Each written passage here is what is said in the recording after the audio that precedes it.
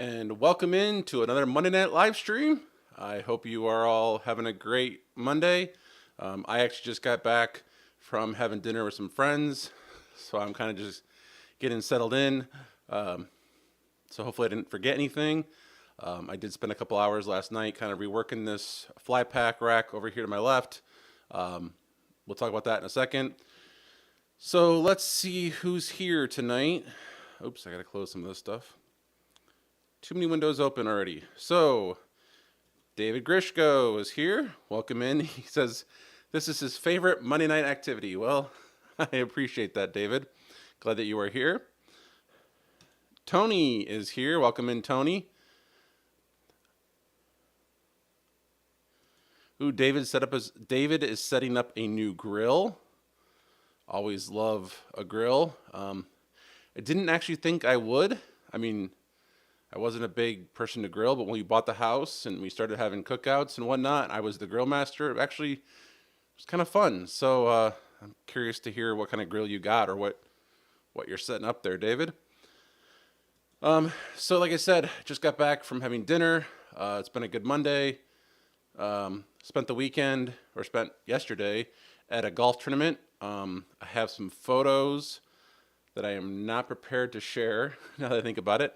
But I could probably call them up quickly if you wanted me to. Probably nothing you haven't seen on the channel before. But let me know if that interests you. And we're already having Chrome issues. Oh, wait, never mind. I just have to scroll down. Eric says, Eric's here. Welcome in, Eric. Sounding good. Nils is here. Welcome in. Live Mix Mastery. Oh, welcome in. First time catching you live from Montreal. You probably will not be the only Canadian in the house tonight. Bob Carpenter usually joins. I forget. He's in Vancouver, I think it is, near Vancouver. Tony says you're lighting. Yes. I've been playing with lighting a little bit. I actually turned off the overheads that are usually causing some of the stuff. Probably maybe not a good choice. I don't know. Add some depth, that's for sure. Like I said, this is even version 1.0 yet. We're at version 0.5. We're gonna get into that in a second. Eric says anonymize the photos. They're actually not of anything that I was involved in. So I was just there as a viewer or a regular person, so therefore I can show the photos. I don't think anything will give them away. We'll see. Hello. So yeah, I reset Chrome, hoping to solve the browser issue that apparently only I'm having, because my Google Chrome is froze again. Why does it keep freezing? This is so weird. If I switch to Firefox, I can see that you guys are talking, but Chrome does not show it. What am I doing wrong? I just reset the whole browser and logged back in, and now I see everything. Okay, that's weird. David says he got a cheap charbroil grill, first grill since the house. So at least it's a start, yeah. Keith Bennett actually joined. Welcome in. It's been a while since I've seen you on a live stream. I'm glad you're here. I know, David, you were commenting before about some Chrome ideas or ideas about helping the Chrome chat. I don't know if you have them or not. Please let me know. I would greatly appreciate any help in solving this Chrome issue that apparently only I'm having. So, like I was saying, so far so good. Oh, okay. So yeah, David says, did we try disabling GPU? I don't have GPU acceleration on. I mean, is that an option you turn on?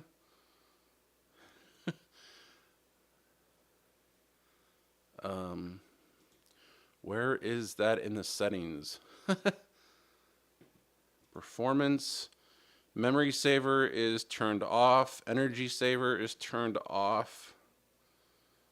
Um, oh, there we go. Use hardware acceleration. Turning that off. Relaunch. Alrighty, now I'm back in with it turned off, so that's good. Tony, have you tried Brave? My issue isn't the ties to Google. It's the issue is the Aaron Parecki chat plugin. That's what I currently use. I think you switched. Did you switch, or are you switching to H2R graphics? I'd be curious to know if you are, and how you've liked that since you first gave that a shot. Because maybe it's time to go to H2R. I don't know. Everyone's saying hi. Sorry about that. Everyone's saying hello. So let's see if this disabling the acceleration has fixed it. Hopefully it has. So the rack. What have I done to it? Well, so far, the first issue I ran into was that the old rack was only 8 RU, and I basically didn't have a whole lot of space to expand, and I wanted to make some changes. First of all, that was a really heavy case, and so it was mostly the case weight, not the equipment weight. So I got my hands on a 10 RU rack, and I was using the where do I put it? I was using the Ubiquity USW Flex, I think it was called. It was only a 5-port switch, and basically I ran out of ports. So for Prime Day, I got my hands on a 16-port gigabit switch for I think it was $87. So I bought one of those. Way more ports than I really probably need. But that's okay. I'd rather have more ports than less ports. And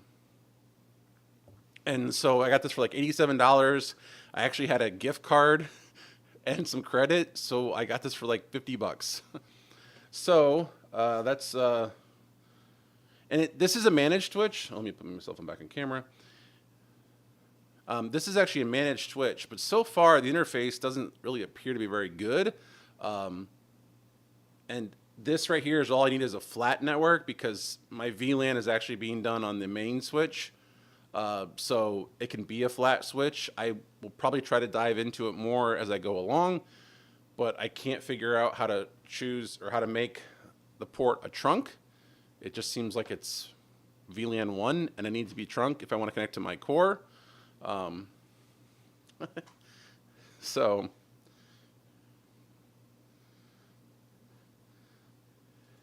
yeah, Aaron's plugin is definitely Chrome dependent. Yeah, that's why I got to live here. So far, Eric says Prime Day. When you said 8 RU, I heard 1 JAU. Maybe we need a minimum. Yeah. Now you're playing with power. Yeah, I mean, I know Unky Joe always says he's the king of cheap, but I don't think he's met me. So $50 was like perfect for me. I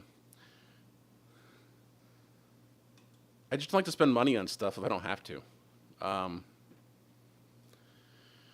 So again, the disabling acceleration did not fix it, David, just so you know. I'm still having issues. Joe approved rack unit. Alrighty, that's an interesting jar. Yeah, I'm not gonna try to pronounce that. Tony says you can add the chat plugin to Brave. Okay, well then maybe we try that later. I don't know if that will work or not, but maybe it will. So back to what I was saying. So I got this network switch and I got a new case, and so I put them in this new case. Here's my setup, and basically it is at the top there's a smart view, pretty old, but it works. Then there's a Rolls mixer. It does mic and line inputs. It's only 8 channels. It's only mono, but that's fine for me. for what I'm using right now. I assume this will change over time as I grow. The next row down is basically you got 2 blanks, and then this is a hyper deck. I forget the model number exactly, but it's basically the it's got the A and B SDI outputs on it. So I don't remember what model that is, but I definitely like that one better than the other ones that have HDMI. I do like to live in SDI whenever possible, so for me that was a plus. Next row is a TV Studio HD. This has 4 HDMI and 4 SDI, which I think is great. I do not like the fact that the ATEM minis are either or. I really think you should have a combination of both if you're going to build a switcher like your Blackmagic does, unless you're going up to the high end where you're all SDI. If you're going for the low end, I would like to see both. I know why they did HDMI, but I like to have both. So this one suits me well. Next to that is a Teranex Mini SDI to HDMI converter. Currently not really in use, but it's there.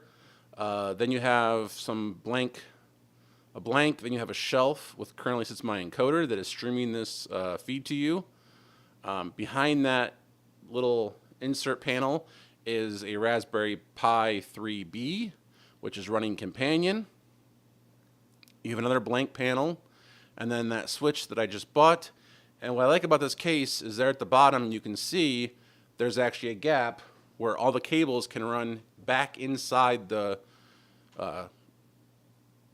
kit, the fly pack, and then eventually I'm going to make those cables all nice and neat and tie them together and maybe label them. For now, they're just kind of there, and that's evident by looking at the back of the rack, which I am not proud of, but that is currently the back of the rack. Yeah, not exactly something that I like or am proud of, but so far, that's what I threw together. And then I should show you this. This is kind of where I'm sitting at right now in the basement. I have, kind of just things everywhere right now. Working to clean this up.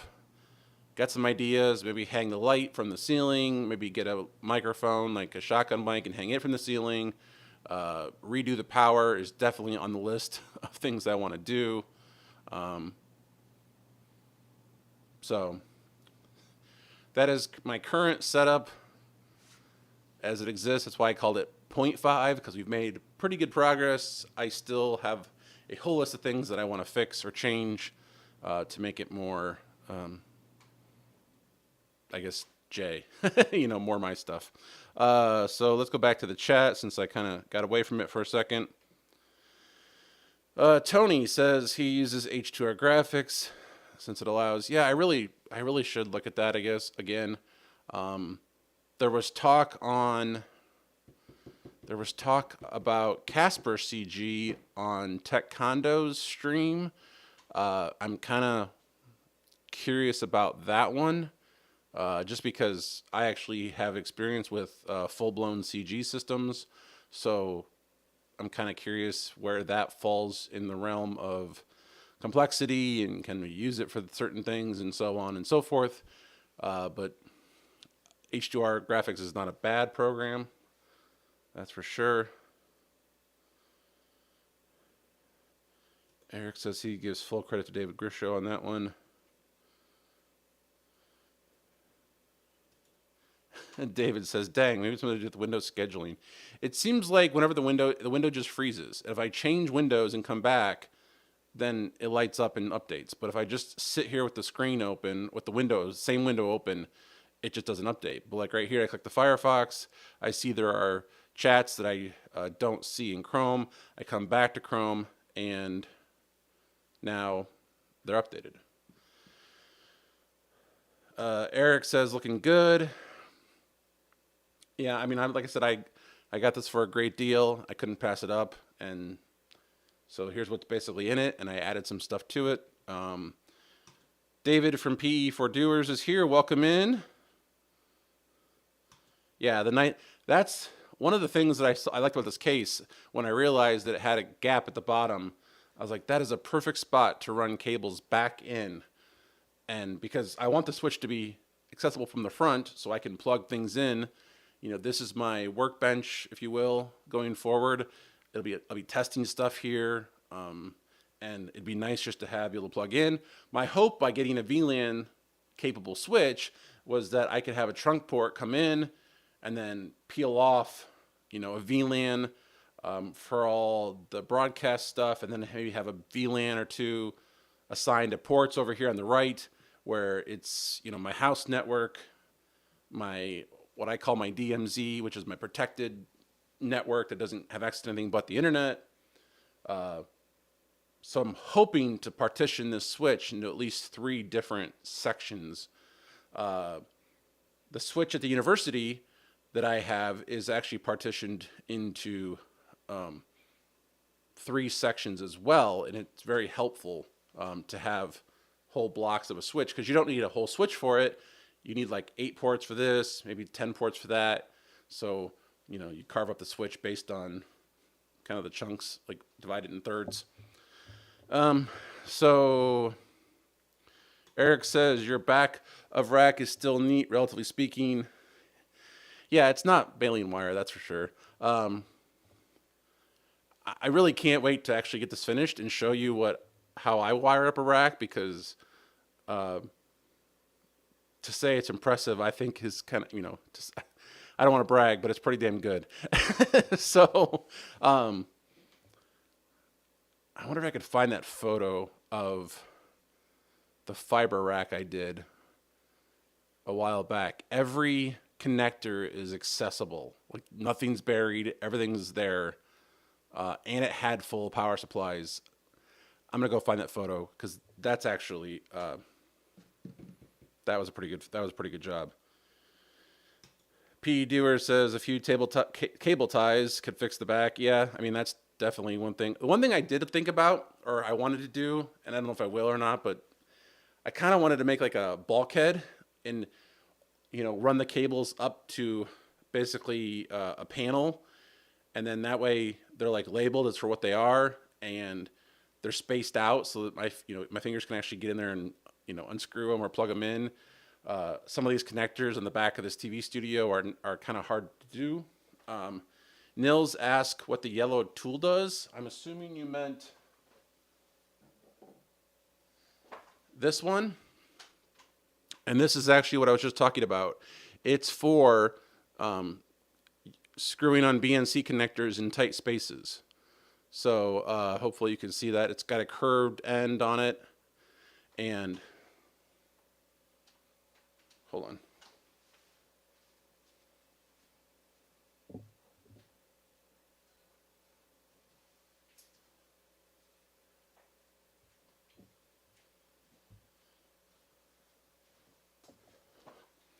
So you can take the tool and slide it over, and then it grips on the rings around the BNC connector, and I cannot pull that connector out of the tool. I can push it out. Well, now I pulled too hard.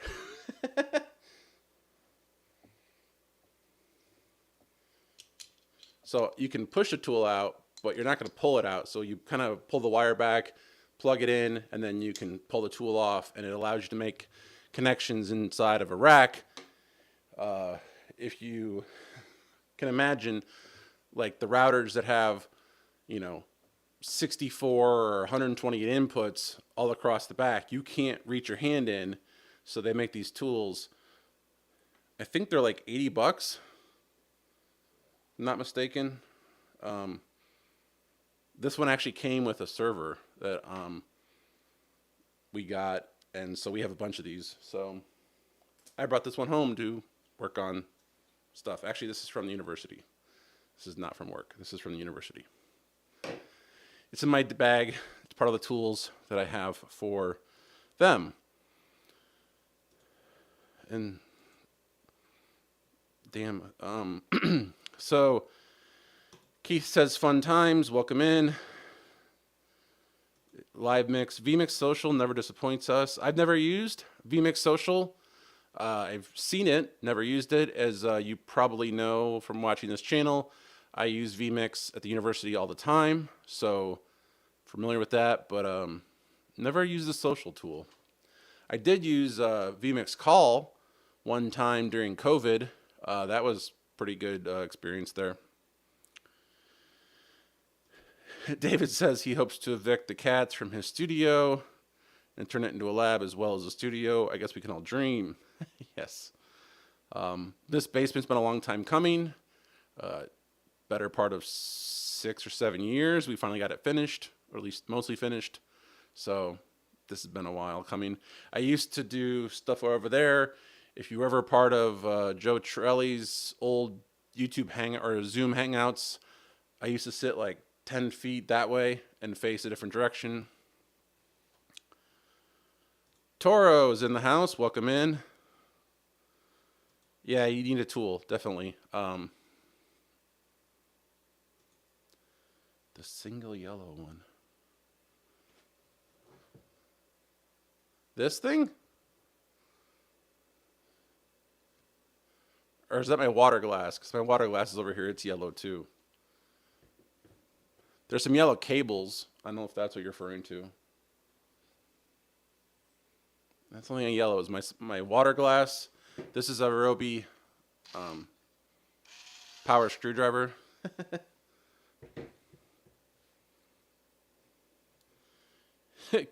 Keith says, I decided a blindfold is the best solution for my cables. Yeah, there's definitely some of that can go around right now. I would definitely not want to show that. And the funny thing is my wife was like, is that a temporary setup? And I said, yeah. Why? She goes, because you wouldn't leave wires like that. So even she's aware that I'm not gonna leave that like that. I just can't, David says he has one of those tools back when you did a lot of cables. Yep. Tony says, do you have the ability to segment the switch from the switch's UI? Yes. This has a web page built in. And fortunately, it does DHCP out of the box, which is great. I wish more things did that.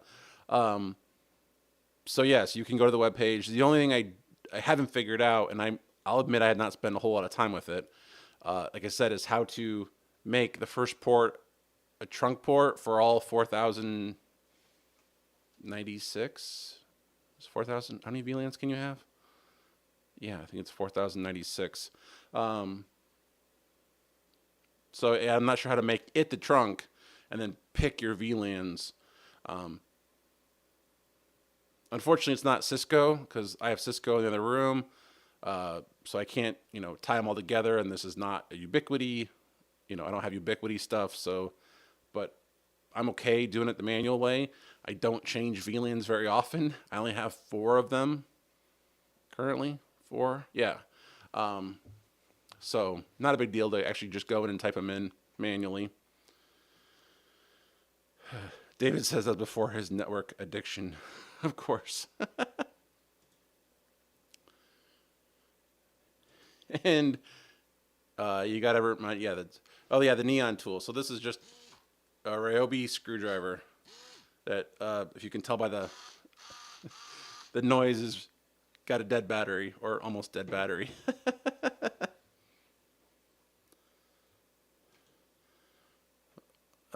What's the other hobby? I'm just curious. It's not acceptable in New York City. Yeah, 4,096. That's what I thought.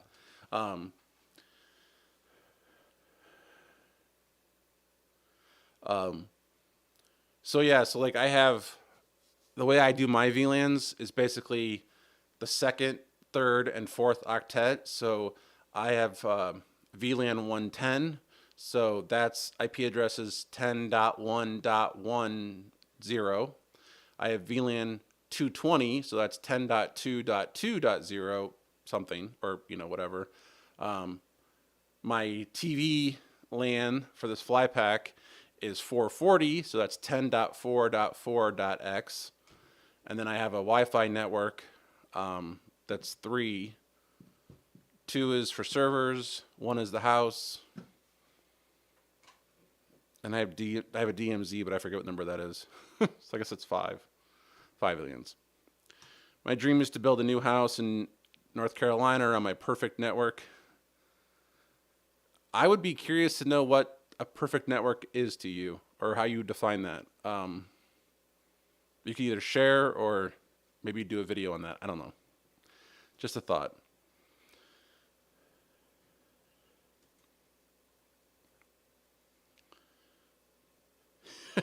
I hope my lottery tickets hit this week. Yeah, I think we all do. That tomorrow? The big one tomorrow? I think it is. It looks very futuristic. Yeah, kind of is, actually. My other hobby is much louder and usually done outdoors. So shooting, fireworks, playing music. I don't know. I have a bunch of guesses there.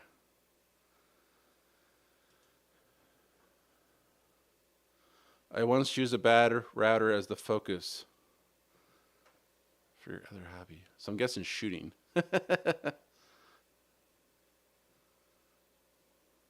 I call it for the black hole. So yeah, so what was I going to show? Did I have something else to show? You know, the one thing I definitely made a mistake in doing is not getting a big enough Stream Deck.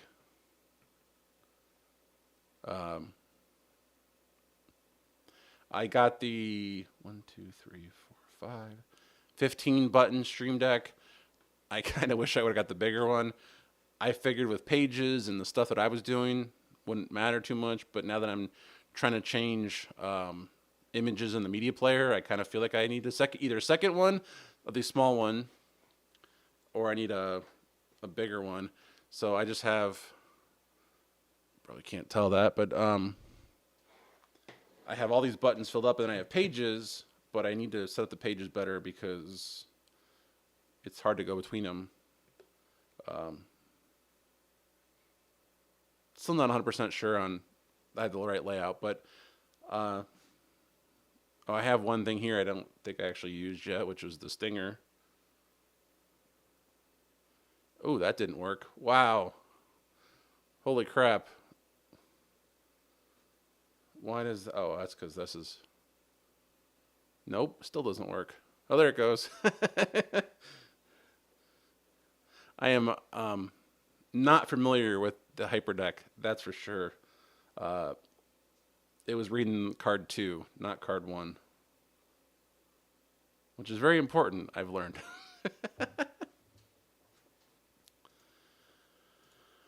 Alrighty, so let me go back to here. For stuff I want to segregate, never talk to anything on the internet, I guess it's an IoT VLAN. Yes, I do have that too. I have an IoT VLAN. So I guess I have more than 5 VLANs. I have an IoT VLAN that all my Casa smart switches are on, as well as my Wi-Fi thermostat. So I have like 6 of those Casa smart adapters that you can control with the app. I basically use them for Christmas lights because I can set up the lights in the front yard and then the garage, the Christmas tree. What else do we use? Yeah, so I basically set up a bunch of Christmas tree lights. And then I have one Casa smart wedge or smart switch, what do they call them, that controls my sump pump. And you're probably all saying, sump pump? Well, I have 2 sump pumps. So when this basement flooded, it was basically too much water in a short time, and the sump pump could not keep up with it. So we added a second sump pump, and the one is higher and comes on first, and it is more powerful. The original one is still in there, but its float is damaged somehow, and so it runs all the time. So instead of having, instead of digging up the whole thing and pulling everything out, I put one of the the Casa smart switches on it, and basically if it's pouring outside and I can tell it's a heavy rain, on my phone I can turn on the second sump pump, which is lower in the crock, and then basically double the amount of output going on. And I'm just kind of waiting for that one to actually die before I dig up the whole thing and replace that one. But the smart switch got me to a point where I can at least control it, and it's not running all the time because it doesn't rain all the time. And mostly when it's just raining, you don't really need it. But if I notice that my other sump pump's running a little too often, tap the phone, cause the second sump pump to come on, and always takes care of the issue. So maybe not the smartest thing to do, but works for me.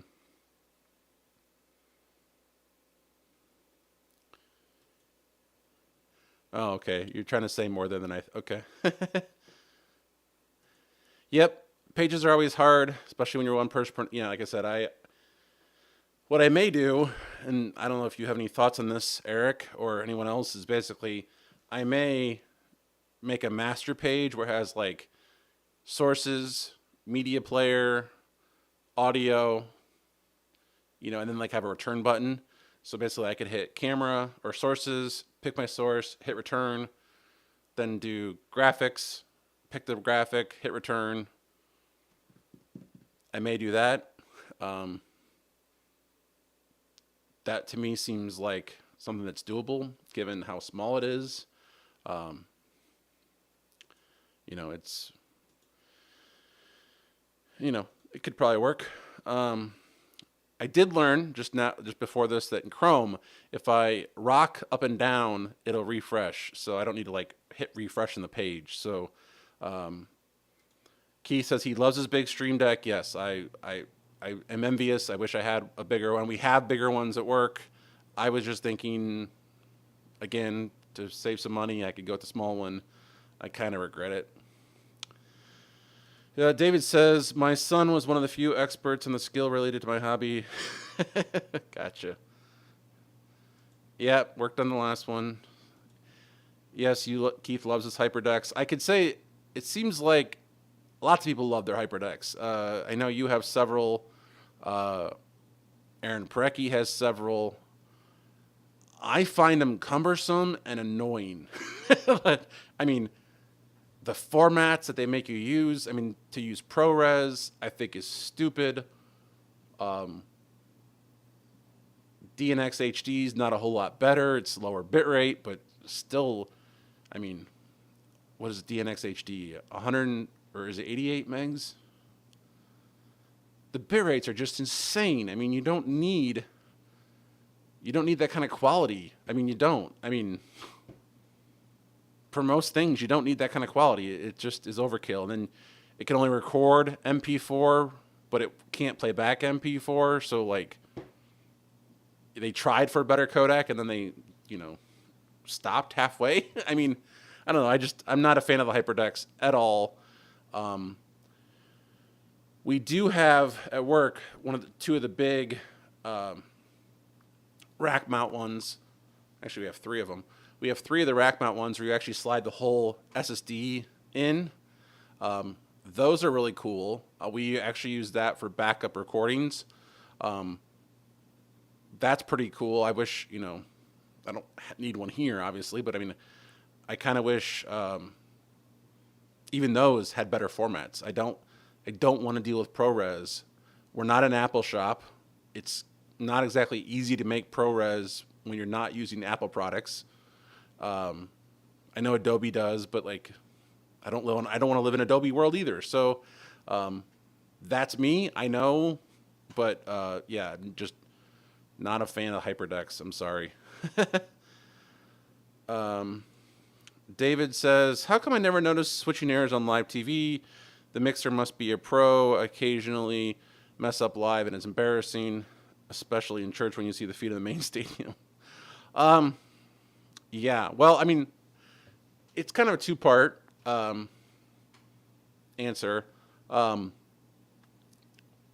I guess define live TV. So if you're doing like live sports or like the Grammys or whatever, your director and your TD are two different people. So your director is calling the shots. Your TD or your technical director is basically looking at a switcher.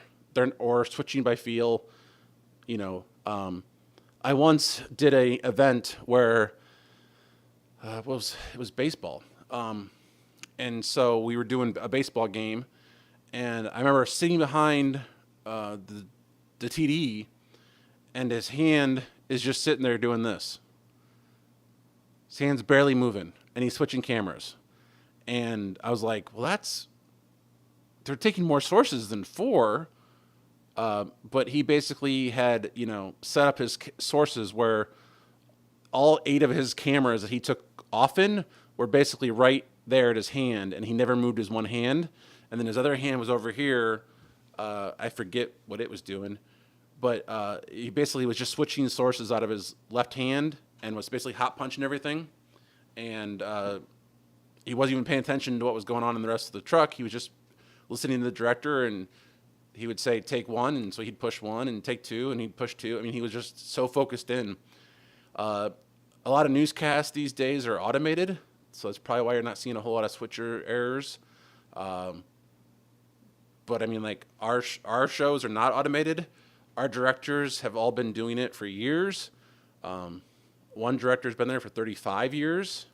And it becomes muscle memory. I mean, I sit down at the switcher today to work on an issue, and I'm like, holy crap, I have not done this in like 7 years, or maybe 6 years, and it just felt so foreign to me because I haven't done it. I actually kind of wanted to challenge myself to actually switch a newscast because, like, I haven't done this forever. It kind of feels like I should.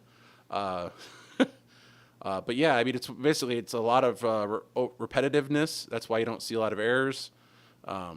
Years of training. I was telling someone the other day, I can actually, I used to be able to, I haven't really done it a whole lot recently, but I used to be able to direct a show. And so I was basically calling a show while listening to the show and having a producer or an audio person talk in my ear. So I was calling a show, take one, ready this, go this, blah, blah, blah, while listening to a person talk in my ear, and in the other ear, listen to the anchors reading the newscast. So I was processing 2 different audio sources while saying audio, or making audio, basically saying words. A lot better than I do during this stream sometimes. So yeah, I mean, it's one of those things where it's just repetitiveness.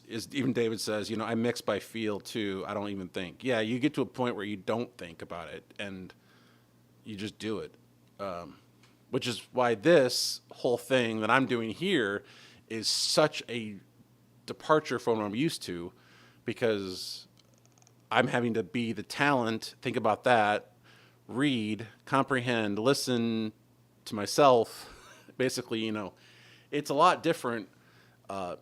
It's actually very different than I thought it would be. I mean, I thought, okay, I could figure this out pretty quickly. I'm good behind the scenes all the time, but to be in front of the camera and controlling is very different, and it's teaching me skills that I'm glad that I'm working on. We'll just say that.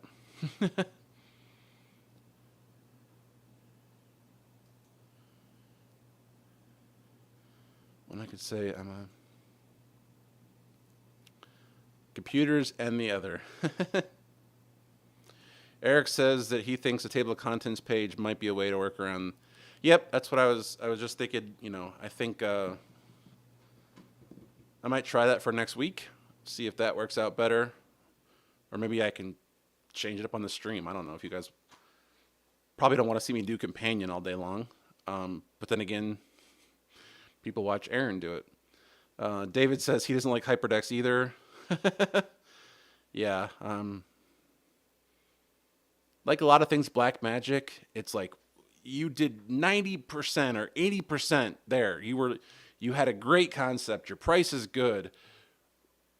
Why didn't you just finish the project? Why didn't you just finish it? Why did you didn't choose the codecs you did? Why did you lock down the streaming bridge to only your encoders? I mean, you could have had a great product, Black Magic, but you stopped about 80%, 90% through what you should have done.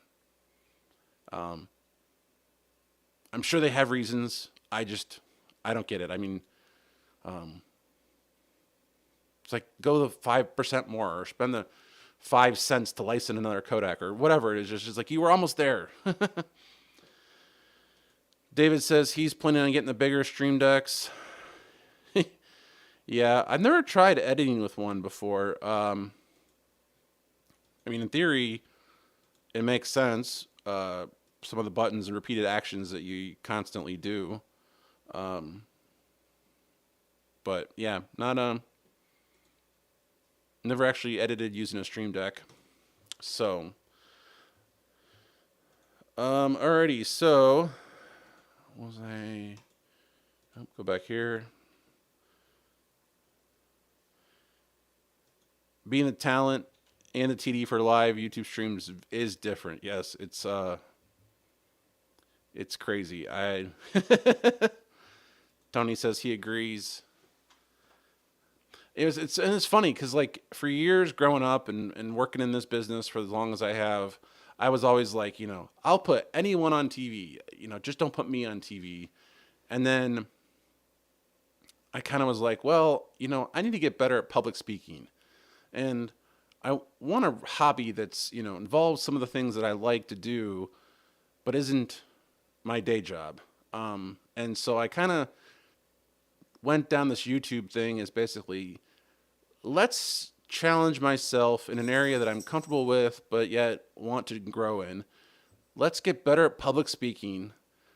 Let's, get better at thinking on the fly and making decisions and trying things out.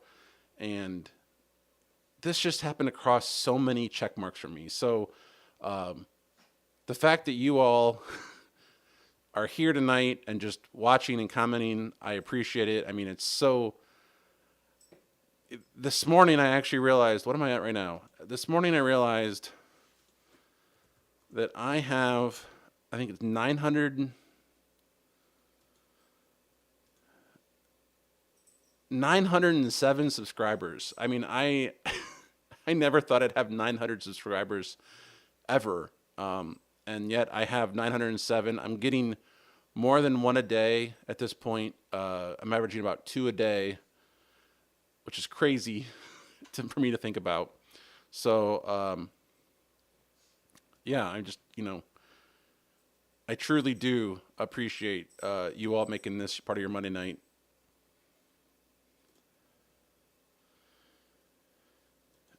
Key says, being a live streamer, you learn stuff you would never learn without being live. Yes, I agree with that. David said he put a Stream Deck XL in his Amazon cart. What is going on, Puka? Come here. My dog is going crazy. Hold on, guys. I gotta go figure out why. What's going on? I'll be right back.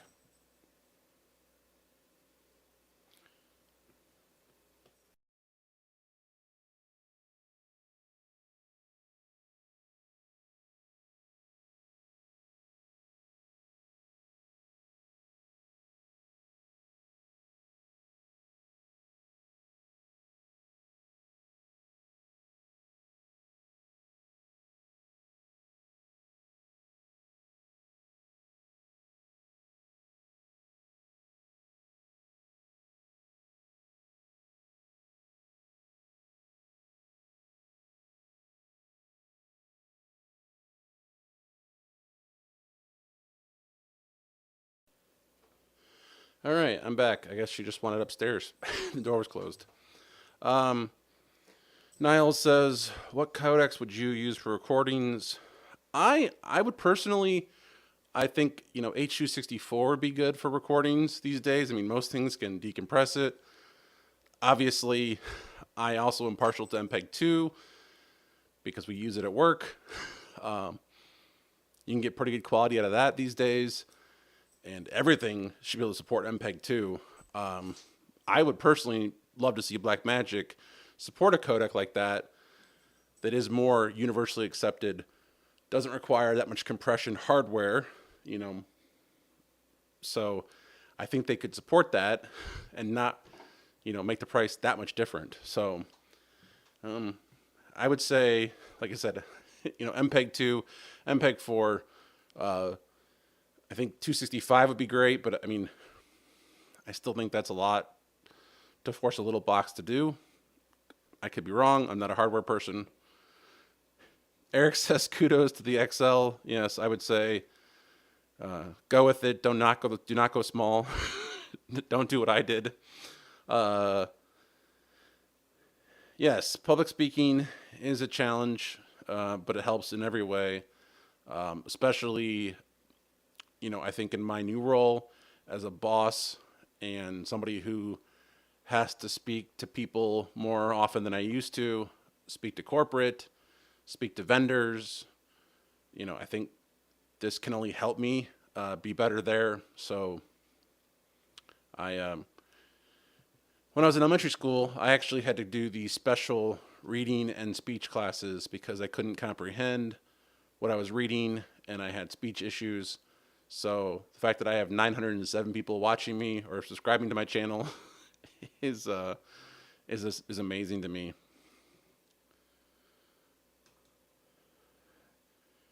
Eric says, keep it up, or creeping up, yep. I am. I mean, I don't know if you saw, they lowered the threshold, so I'm actually over the threshold for subscriber count, but my watch hours is in the tank relative to what you have to have. If I remember correctly, it's 3,000 watch hours or 4. Let me call it up real quick and see where I'm at.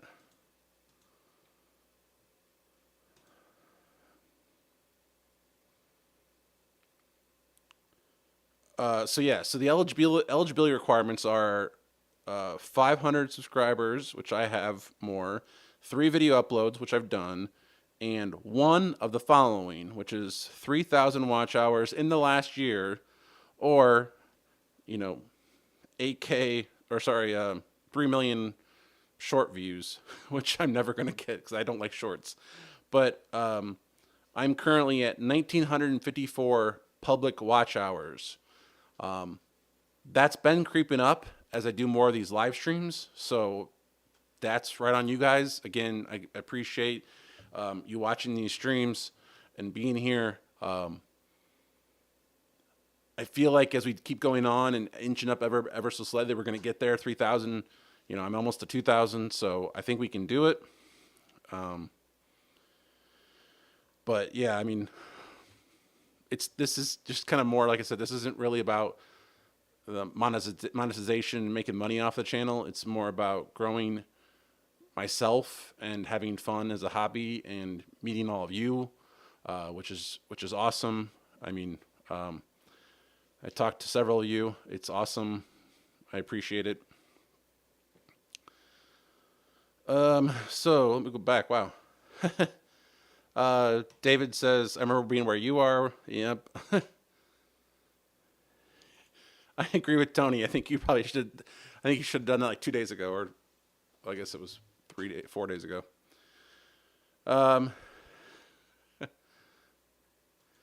Your other hobby would be a consideration. I doubt it. Not a big fan of that. I mean, I've done it, but not a big fan.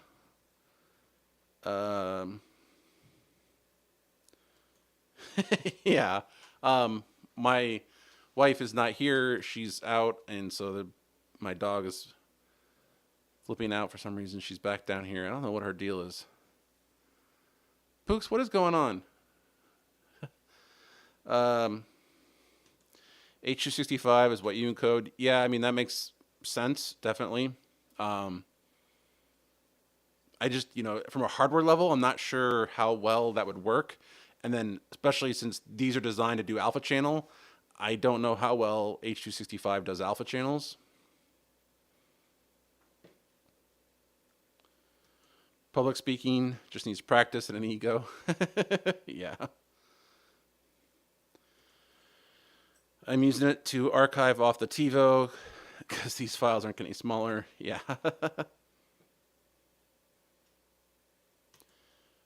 Yeah, I need to make a few longer videos. Come here. Come here. Come on. Come on. Right. Wow.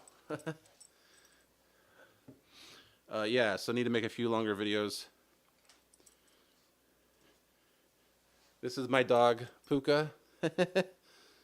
She's the one making all this noise in the background.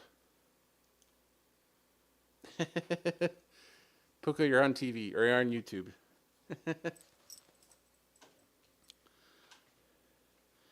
Oh, that's right. You need 3,000 to be able to be or to make super chats or whatever it is. 4,000 to make ads.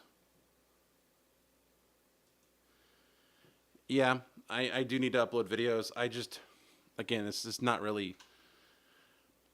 So, to let you on a little secret, when I made those videos that first launched my channel, it took me hours because I couldn't stand the way I said certain things. And so I was crazy nervous. So it took me hours to make those videos. And I just, I don't want to go back to that, honestly. It's just kind of like the idea that it just doesn't feel good to me. What I have thought about is doing more like recorded demonstrations. So basically start recording, do a tutorial, do some sort of video, then release that instead of doing it live. Basically kind of a similar format to this. I have topics I could do that on. Rivendell is one of them. Rivendell is my most popular video, or sorry, second most popular video on my channel. So I think that'd be a great thing to pursue. My tower light stream was one of my more popular streams as well. I'm not sure what I can do on that, but you know, I don't know. I have some ideas. 3 million short views. Rockets. Yeah, I mean, I don't know. I think they're trying to beat TikTok, and I just think that's a weird thing to do. Not that I'm a fan of TikTok. I'm just saying I don't think going after TikTok is great for YouTube. I don't want to watch shorts. I want to watch content. I want to be entertained. I want to learn something. I don't want to watch a short of some person doing whatever. It doesn't appeal to me at all. But that's me.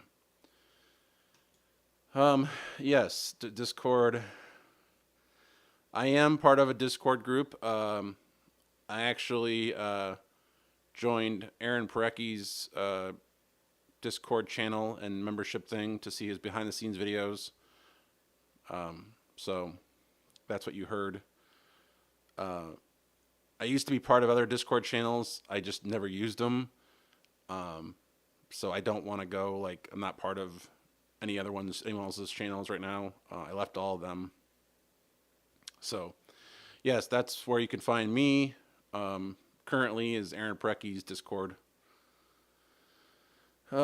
David says, generally people watch about 30% of a standard video. I made a lot.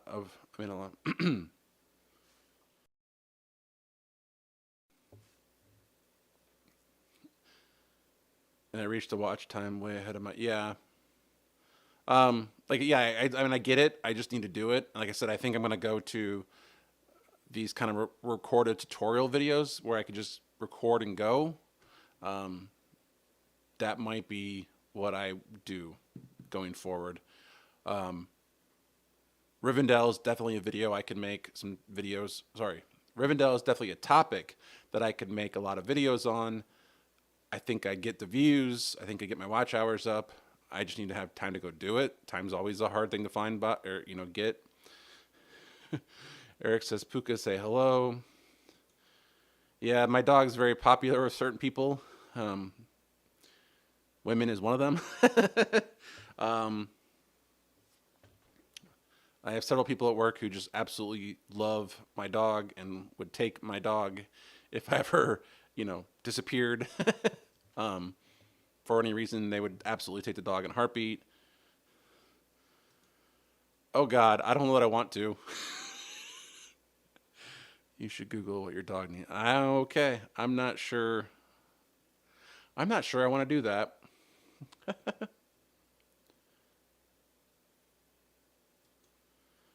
I found speeding up the video really helped the views a lot. Like speeding up like the how long you take to get to certain elements of the video, like, or you just mean like going fast. Um, I'm curious what you mean by speeding up, like just getting right to it, or you mean like going through the whole process fast. I'm don't have an NZ XT computer to unbox. Um,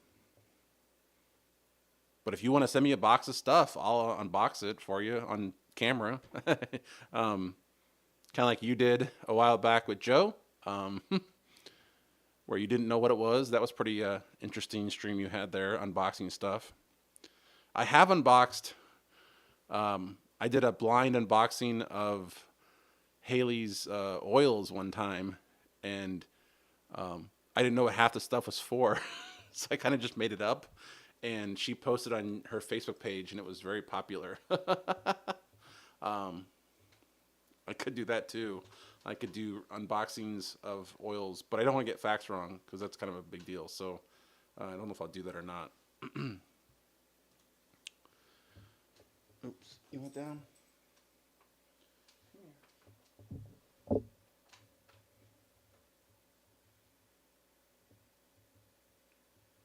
There you go. All right, chat froze again. Stupid thing. Yes, the youngins like, yes. Shorts do help in gaining subscribers. It took me a while to come home at topics. How do you do shorts? I mean, whenever I do a short, it only wants to record 15 seconds. I'm sure I'm missing something, but let's say, I guess I should do 50, whatever. I don't know. Need to, I need to figure shorts out, I guess. Tony, I actually did this a couple days ago, or was it last night? I uploaded a video of a short of teasing this live stream. And currently that video has 30 views. Randomly on vacation a couple weeks ago, I just posted a video. It said vacation week equals no live stream, and that had almost 1,000 views. I don't know if it was the topic. I don't know if it was the time of day. Shorts to me, I don't understand them. I have one short that, what is wrong with my washer? It has 1.4 thousand views. A bad ground wire video has 2,000. Inside the VMix trailer has 10,000, which, so that was my most popular short by far. My Mac Pro being pulled from service got 6,000 views. So, I mean, some of my shorts have done well, that's for sure. But yeah, I mean, I guess I should probably just use shorts to tease videos. That's one way to do it for sure.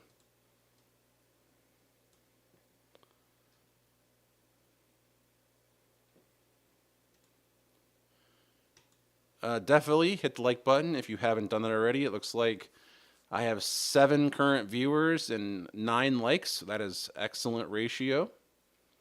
I have noticed that my average view duration as we hit 1 JAU, which I don't know whose graphic, good at graphics or whatever, should just make a 1 JAU video and send it to everybody so we can play it at a hyperdeck, or I don't know. Maybe you can do that, Keith. make a video that says 1JAU and have it be hyperdeck. I'd make a button for that on my Stream Deck. I'd do that.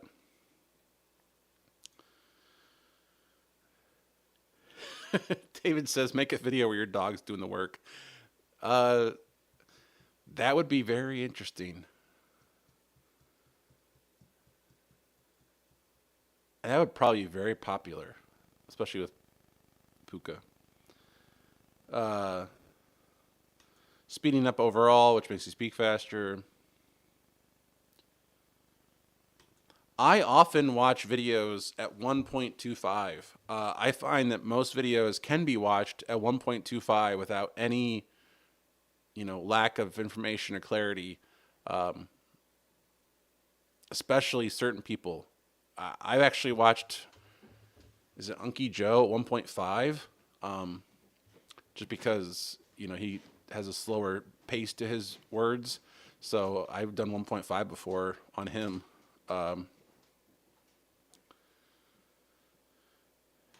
So you're saying actually speed up the video, like before you output it? That seems weird. But I could see where that would work. That seems weird.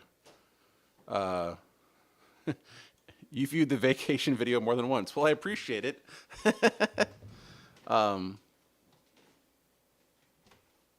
You speed up your shorts. Okay. I only make 60-second shorts. When I go into, I use the YouTube app, and if I hit create a short, there's a 15-second countdown clock on it, and if I hit the button, which I just did, I only have 15 seconds. It won't let me go past. Hold on. Maybe this will make me a liar. I don't know. We'll see what happens. Hit the button. Yeah. So. So yeah, it only recorded 15 seconds. So I guess I have to make it in 4 chunks. Delete that one. We don't need that. Like I said, I'm probably doing it wrong. It's probably totally on me, but I haven't figured that part out yet. Sounds like my wife is home. Eric says we need a 1JAU stinger. Yes, definitely. The one thing I have wanted to do is to play with After Effects or DaVinci Resolve or something where I could make an actual open or stinger transition using my colors, which were done by Capture the Concept. Thank you, Ashley. But I thought about, like, if you look at I thought about for this video, making like the green and the red, green and the blue, like slide over each other and kind of make a transition that way. Shouldn't be that hard to do, so I figured I could probably do it.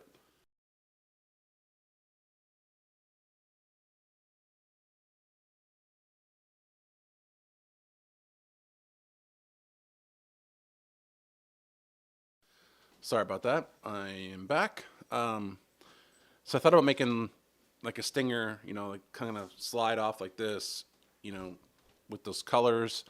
And then I would maybe try my hands at making a JAU thing. Oops. David says, I am planning on making a video about what I've learned about the YouTube algorithm. They promote videos at the same rate as your number of subscribers. I would watch that. I would absolutely watch that video. YouTube seems to keep changing constantly. At one point, tags was a thing, and then tags no longer mattered. I don't know. So I would definitely watch that video for sure.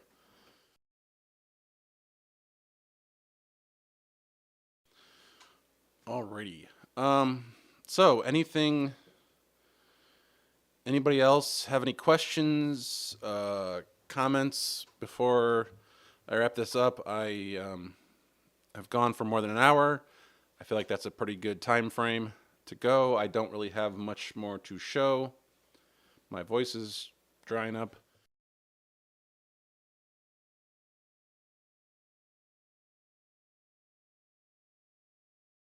I will say having a mic on off button on the Stream Deck is very helpful. I will probably keep that on page 1 along with the downstream font. And so definitely going to play with that for sure. Maybe I can figure out a better method.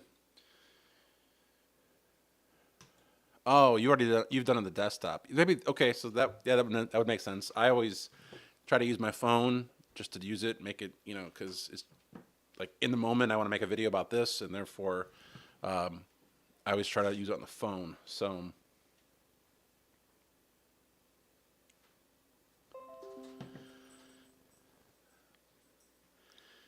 I should try the website. Definitely, I should try to do that method.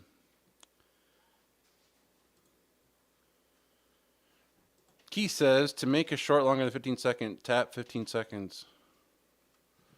Oh, is it that easy? Is it?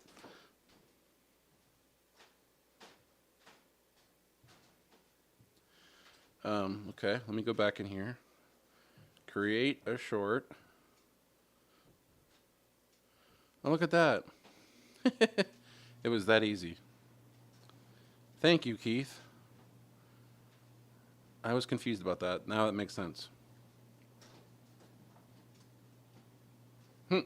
So I guess I can do it that way. Thank you.